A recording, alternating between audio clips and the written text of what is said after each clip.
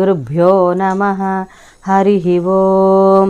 అందరికీ నమస్తే. అందరూ కూడా ఆ భగవాన్ అనుగ్రహంతో అందరము బాగుండాలని మనసారి ఆ భగవాన్ ప్రార్థిస్తూ ఉన్నాను. ఈ రోజున మనము శివానంద లహరిలో 6వ శ్లోకం గురించి అయితే పూర్తి వివరణ అయితే మనము విందాము. ఈ శ్లోకంలో శంకరాచార్యుల వారు ఏం చెప్తున్నారంటే, తర్కశాస్త్రము మొదలైన శాస్త్రపదాలు ఒక సాధన మాత్రంగానే గుర్తించాలి, అంతేగాని శాస్త్రమే సర్వము అన్న విధంగా తర్కశాస్త్ర పదాలు వల్లిస్తూ కంఠక్షోభ తెచ్చుకుని ప్రయోజనం లేదని, ఆ తర్కశాస్త్ర పదాలు మృత్యువుని నివారించలేవని చెప్పి పరమశివుని పాదపద్మాలు సేవించి మోక్ష సుఖమును పొందమని శంకరులు ఈ శ్లోకంలో మనకి హితబోధ చేస్తూ ఉన్నారు. ముందుగా శ్లోకం గురించి అయితే విందాము.